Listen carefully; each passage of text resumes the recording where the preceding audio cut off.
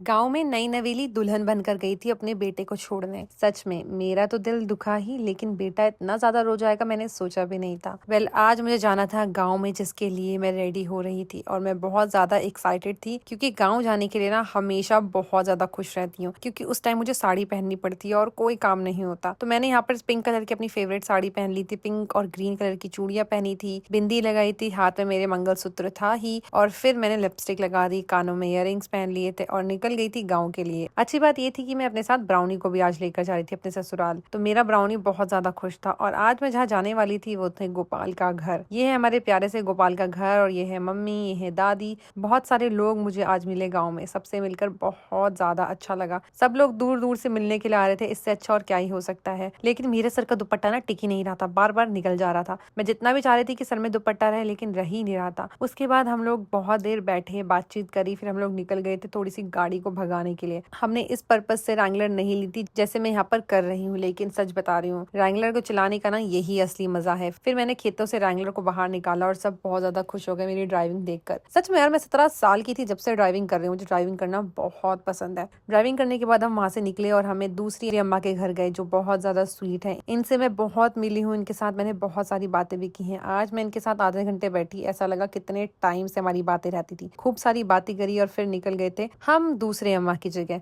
तो मेरे पति का ये कहना था कि बहुएं ना फॉर्मेलिटीज में ही रह जाती हैं, इधर से उधर जाना लगा ही रहता है, लेकिन ऐसा नहीं है। सबसे मिलकर ना बहुत सुकून मिलता है, बहुत खुशी मिलती है। सारी अम्माएं, सारी दादियां दूर दूर से मिलने के लिए आ रही थी, तो भाई मेरा भी फर्ज बन रहा था ना कि उनके साथ बैठूं 1 घंटा 2 घंटा। पूरा दिन आज मैंने यही निकाला था कि सारे गाँव वालों से मिलूंगी जितना हो सके, और सबके लिए कुछ ना कुछ लेकर गई थी मैं। छोटे छोटे बच्चों के लिए चॉकलेट्स, बड़े बड़ों के लिए मिठाई के डब्बे। सच में सबके चेहरों पे खुशी थी चॉकलेट को देखकर, और मुझे उनसे भी ज्यादा खुशी थी कि मैं इतनी कैपेबल हूँ कि सबको उनकी खुशियों की चीजें दे पा रही हूँ। यहाँ पर गाँव में ताजा ताजा मट्ठा हमारे लिए निकाला जा रहा था। You know how much I love मट्ठा। तो उन्होंने बोला कि अब हम चाय क्या ही पिलाएं, आपको मट्ठा ही पिलाते हैं। तो सबने हमें मट्ठा पिलाया। उसके बाद हम कुआं पूजन वाली जगह पर आ गए थे जहाँ पर हमारे पितृ थे। वहां पर हमने हाथ जोड़े, भोग लगाया, जल दिया और फिर हमने उनसे प्रार्थना की। सच में यार, ये भी एक बहुत ही बड़ा पुण्य का काम है जो आज मैं और लखन कर रहे थे। लेकिन सच बता रही हूँ, गाँव में इतनी ज्यादा गर्मी थी और लाइट्स भी नहीं आ रही थी। मैं तो इन लोगों का सोच रही हूँ, मैं तो यहाँ पर सिर्फ 4-5 घंटे के लिए आई थी, ये लोग 4-5 दिन से लाइट के बिना रह रहे हैं। सच में बहुत ही ज्यादा मुश्किल है, मुझे ना देखा नहीं जा रहा था बिल्कुल भी, लेकिन सबसे मिलकर इनके चेहरों पे इतनी खुशी थी ना कि मैं बता नहीं सकती हूँ। बहुत ही ज्यादा अच्छा लगा। फिर बारी आई गोपाल को बाय बाय कहने की। आज मैं गोपाल को छोड़ने आई थी उसकी अपनी मम्मी के पास। मैंने सोचा था कि 1 वीक तो अपनी मम्मी के पास रहे, लेकिन ऐसा नहीं हो सका। वो